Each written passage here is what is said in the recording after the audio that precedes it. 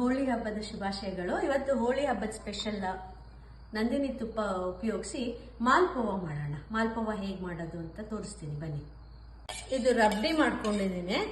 1 litre ಹಾಲನ್ನ ಕುದಿಸಿ ಈ ತರ ದಪ್ಪ ಆಗಿದೆ ನೋಡಿ. ಈ ರೀತಿ ರಬ್ಡಿ ರೆಡಿ ಆಗಿದೆ. ಈ ರಬ್ಡಿ ಯೂಸ್ ಮಾಡಿಕೊಂಡು ಮಾಲ್ಪೋವ ಮಾಡೋಣ. 1 ಕಪ್ಪು ಮೈದಾ ಹಿಟ್ಟು. ನಿಮಗೆ ಮೈದಾ ಹಿಟ್ಟು ಇಷ್ಟ ಇಲ್ಲ ಅಂದ್ರೆ ಬೇಕಾದ್ರೆ ನೀವು ಗೋಧಿ ಹಿಟ್ಟನ್ನು ಕೂಡ ಯೂಸ್ ಮಾಡ್ಬೋದು.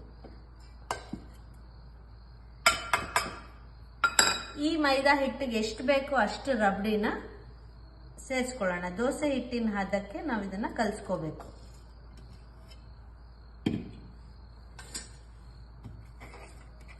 ಗಂಟು ಒಂದು ಸ್ವಲ್ಪನೂ ಇಲ್ದಂಗೆ ಕಲಿಸ್ಕೊಳ್ಳಿ. ಈ ರೀತಿ ಗಂಟು ಇಲ್ಲದೆ ಹಾಗೆ ರಬ್ಡಿ ಹಾಕಿ ಹಿಟ್ಟನ್ನ ತಯಾರು ಮಾಡ್ಕೋಬೇಕು. ನೋಡಿ, ಕನ್ಸಿಸ್ಟೆನ್ಸಿ ಈ ಹದಕ್ಕೆ ಇರಬೇಕು.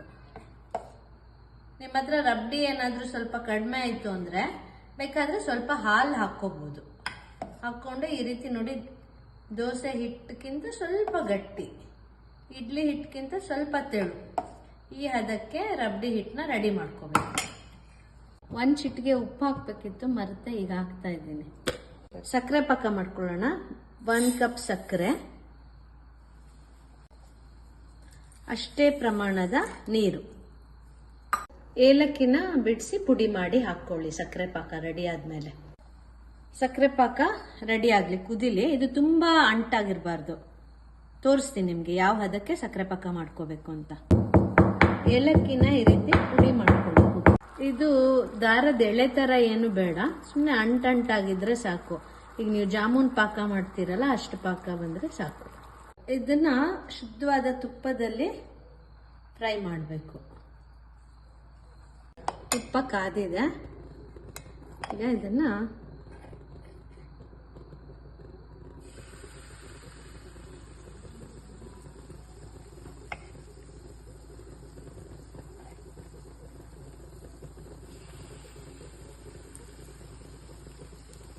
ಇದನ್ನ ನೀವೇನು ಹರಡೋದು ಬೇಕಾಗಿಲ್ಲ, ತಾನಾಗೆ ಹರಡತ್ತೆ.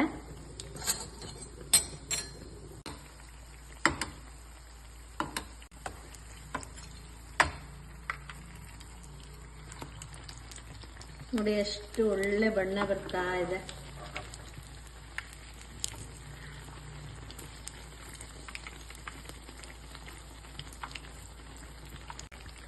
ಈ ತರ ಗೋಲ್ಡನ್ ಬ್ರೌನ್ ಕಲರ್ ಬಂದ್ಮೇಲೆ ಇದನ್ನ ತೆಗಿಬೇಕು. ಮೀಡಿಯಂ ಫ್ಲೇಮ್ನಲ್ಲೇ ಇದನ್ನ ಕುಕ್ ಮಾಡಬೇಕು. ನೋಡಿ ಎಷ್ಟು ಚೆನ್ನಾಗಿ ಒಳ್ಳೆ ಗೋಲ್ಡನ್ ಬ್ರೌನ್ ಕಲರ್ ಬಂದಿದೆ. ಈಗ ಫ್ಲೇಮ್ನ ಸ್ವಲ್ಪ ಸಣ್ಣಕ್ಕೆ ಮಾಡಿ ಇದನ್ನ ತೆಗಿಬೇಕು. ಸ್ವಲ್ಪ ಈ ಥರ ಪ್ರೆಸ್ ಮಾಡಿ ಎಕ್ಸ್ಟ್ರಾ ತುಪ್ಪ ಏನಿರುತ್ತೆ ಅದೆಲ್ಲ ಇಲ್ಲೇ ಹೋಗುತ್ತೆ. ಇದನ್ನು ತಗೊಂಡು ಸಕ್ಕರೆ ಪಾಕಕ್ಕೆ ಹಾಕಬೇಕು. ಸಕ್ಕರೆ ಪಾಕದಲ್ಲಿ ಈ ಥರ ಸೋಪ್ ಮಾಡಿ ಇದನ್ನು ತೆಗೀರಿ. ಸ್ವಲ್ಪ ರಬಡಿ ಹಾಕೋಣ ಇದ್ರ ಮೇಲೆ.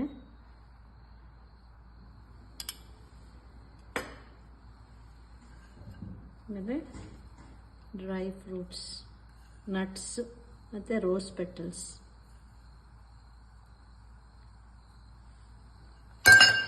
ಹೋಲಿ ಹಬ್ಬಕ್ಕೆ ಮಾಲ್ಪೋವ